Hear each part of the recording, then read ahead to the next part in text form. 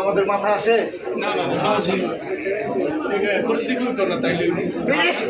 দাদা, এই ও দাদা আমার পেটে উঠে যান। হ্যালো হ্যালো,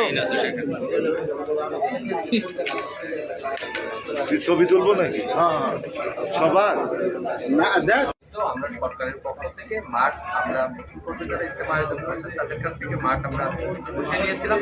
আমাদের দায়িত্ব হচ্ছে যে মাওলানা সাহেব সাহেবের অনুসারীগুলোর কাছে সেই মাছটা আবার হস্তান্তর করা। আমরা সেই কাজটাই এখানে। মাঠটা গতকাল কি হস্তান্তরের কথা ছিল, একদিন লেট হলো কেন?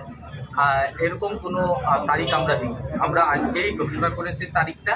আমার মনে হয় এখানে আপনারা জানি না কি আপনাদেরকে বলেছেন যে গতকাল আমাদের কাছে আচ্ছা, আমরা একটু আসলে স্পেসিফিকভাবে একটা বিষয় একটু কনফার্ম হইতে চাই, সেটা হচ্ছে যে আপনারা তো তাদেরকে মাঠ হস্তান্তর করেছেন, স্বরাষ্ট্র মন্ত্রণালয়ের নির্দেশনা অনুযায়ী আপনারা করেছেন।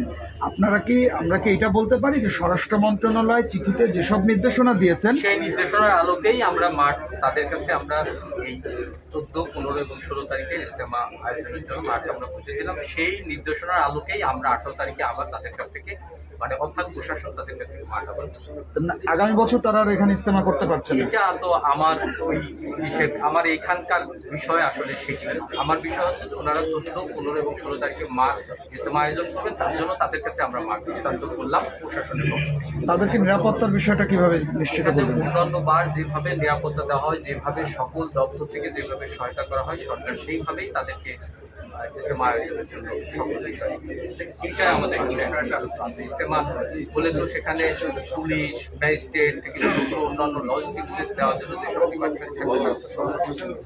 আচ্ছা, আমি একটা বিষয় শেষ করবো, একটা কোয়েশ্চেন করে। এটা হচ্ছে ওই 14-15 তারিখ মাওলানা সাদুল হোসেনের ইজতেমা নিয়ে একটা ধোঁয়াশা ছিল যে শেষ পর্যন্ত তারা করতে পারবে কিনা। এখানে একটা জায়গায় বিরোধ ছিল বা বাধা ছিল, সেটা হচ্ছে তাদেরকে লিখিত দিতে বলা হয়েছিল, আমরা যতটুকু শুনেছি, যে তারা এবারই শেষবারের মতো ইজতেমা করবে, আগামী বছর থেকে করতে পারবে না।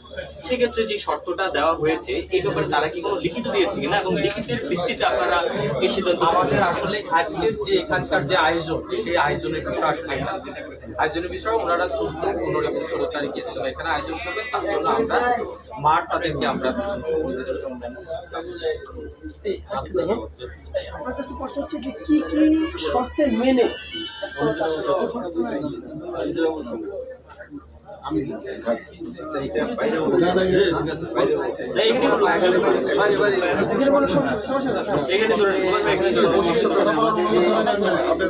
আমাদের যে আমাদের পক্ষ থেকে ফয়সাল হয়েছে, উনি কথা বলেন, উনি রেজাউল সাহেব আমাদের পক্ষ থেকে কথা বলেন, মানে যিনি আপনাদের পক্ষ থেকে যিনি কথা বলবেন তিনি বলেন। আসুন আপনি সামনে চলে আসুন। হ্যাঁ, রেজাউল সাহেবই কথা বলবো আমাদের পক্ষ থেকে। শর্তে বুঝে আপনারা এই 14-15 সালে এইখানে অর্থাৎ টঙ্গী ইজতেমা করতে পারবেন কিনা, এরকম কোনো শর্ত শর্তের কথা এখানে আলোচনা হয়নি। যিনি আমাদের জেলা পরিষদের প্রতিনিধি হিসাবে ওয়াহেদ সাহেব, তিনি নিজেকে বলেছেন, এটাই আসলে মূল কথা। এখানে যে মানে আমরা গ্রহণ করলাম, ওনারা হস্তান্তর করলেন, এর মধ্যে এটাই বলা আছে স্বরাষ্ট্র মন্ত্রণালয়ের চিঠির আলোকে এই যে 14, 15, 16 আমরা ইজতেমা করবো এবং 18 তারিখে আমরা বুঝে দেবো। আসলে এই যে শর্তের বিষয়টা এই জায়গায় নাই, আমরা এটাও হস্তান্তর করে নিলাম, এইভাবে আবার তাদেরকে হস্তান্তর করবো। এটা আসলে গতকালকেও আমি বলেছিলাম যে এটা আসলে আমাদের বড় সরকারের মধ্যে আলোচনা হয়েছে, চিঠি হয়েছে, সেটার আলোকে আমরা এই 14, 15 তারিখে